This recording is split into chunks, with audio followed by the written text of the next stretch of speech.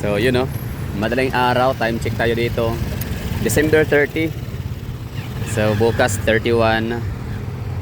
So ibig sabihin na one day na lang, no? Isang araw na lang at mag 2025 na tayo. Mag New Year na. So ito yung ganap dito ngayon sa Ecoland. Meron tayo ditong pinuntahan, meron tayong transaction at na tayo, sa side trip na lang tayo dito ng vlog. So ano nga ba itsura ng Ecoland Transport Terminal, pero hindi na tayo papasok siguro. Talala tayo daw. Kahit dito sa labas, may kita naman natin yung dami ng tao. Kahit dito pa lang sa labas, may kita naman natin kung dagsana ba yung mga mananakay, no? Pauwi sa kailang mga probinsya.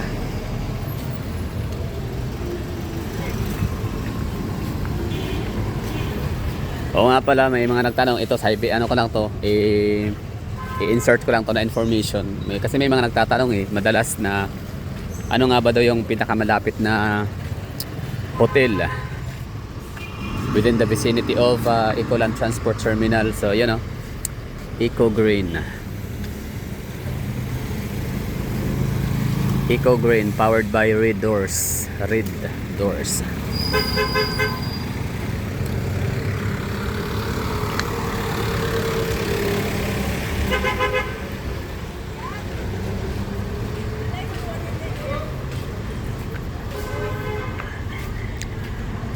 Abangers yung mga taxi dito. Ibig sabihin meron silang expected na mga pasahero, no, na nanggagaling sa ibang probinsya.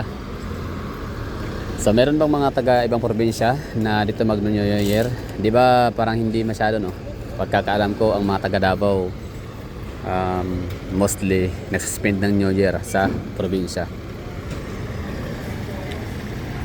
Mga agoy, Davao City ang pinaka focal point ng Pilipinas.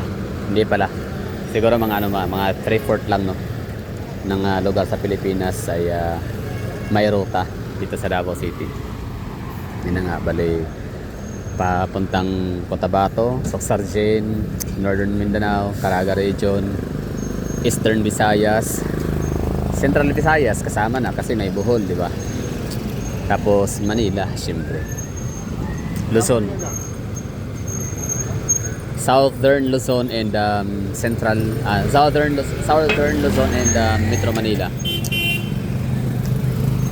Mayroon na dito sa Davao City Terminal. Ayun, dagsana, no? Naka-ready na yung natin mga kababayan. Pasok sila sa scanning machine. Entrance area. Tala yung ganap dito. Pagkita ko na, wala masyadong tao. Dahabag tao mo, ron ko, mabot. Asa, daghan. Ay, kanang na makasyon, no? Tama di ay.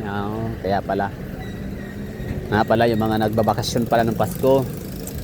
Doon nag-suspend na nga lang Pasko. Christmas vacation pala sa mga probinsya. Uwian pala ngayon. Yun. At saka yung mga taga-probinsya naman na dito naman nag-spend ng Pasko sa Davao, sila naman yung sasakay ng bus. Ayan, kaya pala. Expected ng mga taxi driver yung pasahero. Hindi ko naisip yun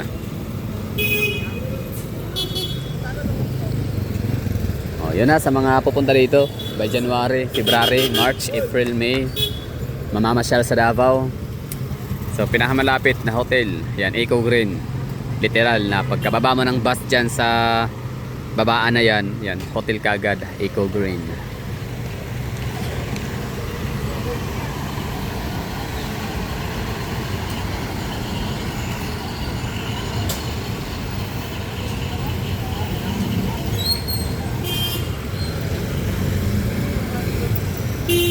Simula na yung gitgitan dito sa kalsada. Mag-alas 4 na kasi. Alas 3:50 na mag-alas 4 na. Kaya yung mga sasakyan dito. Taxi, pedicab, tricycle, jeep, bus. Simula nang magsilabasan. May kapihan dito. So yun, bali pagka mayroon naman kayong sundo, habang kayo nag-aantay or kahit wala kayong sundo, no, kunyari iisip pa kayo magstay, nag-iisip pa kayo kung anong sakyan, so pwede kayo dito magpahinga. Yan, tatambay muna kayo sa park, maraming upuan dito, pili lang kayo. Meron doon, meron din dito. Yung iba kasing lugar, pansin ko, yung babaan na ng mga terminal, para makapag-relax ka habang may inaantay ka. So kailangan mo maghanap ng mga tindahan or mga convenience store or 7-Eleven, diba, para makiupo. So dito sa Davao City Transport Terminal, Ecoland, meron ka ditong mapuntahan kaagad na park. Pwede kang uupo rito habang kaka-chat o ka-text o katawagan yung taong yung pupuntahan para sa mga directions, di ba? Ganun yun yung mga guide. Ayan na. Nag-ano na sila doon, siksika na. So ito yung araw, December 30, para ang mga tao ay lalabas at papasok sa Davao City. Taga-probinsya na dito nagtatrabaho sa Davao at dito na rin nagpapasko, kaya siyang iuwi nila ngayon papuntang provinces. Yung iba naman ng mga taga Davao na nagpapasko sa ibang probinsya ay ngayon ang balik. Diba, gaya nito, for example, yan si Bossing, papuntang yan siguro, Panabo o di ko alam kung saan ang punta niya, kasi baka meron siyang inaantay na sundo. May mga upuan dito kasi napakaraming mga benches sa park na ito rito, diba? Early as 3 AM, no? I mean alas 4. Wala na, peak hour na to.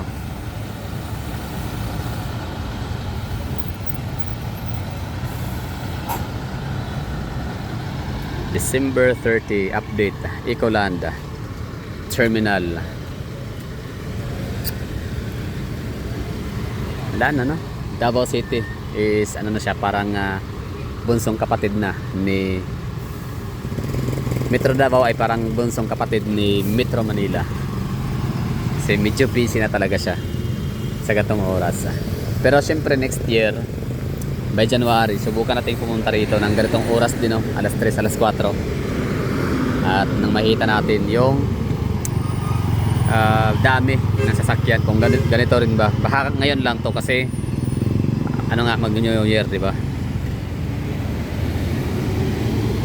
Maagang gumising ang mga tao para bumiyahe, para mag-catch ng first trip. Filtran ko, ingat sa pag-uwi.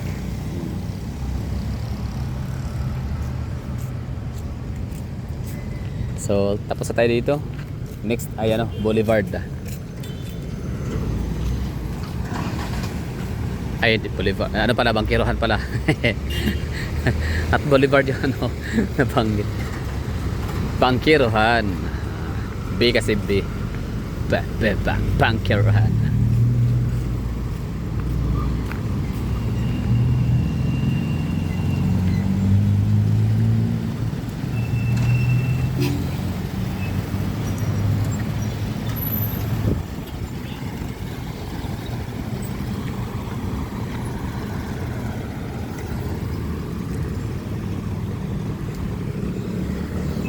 Okay na, we're done. Thank you for watching. Off ko na to.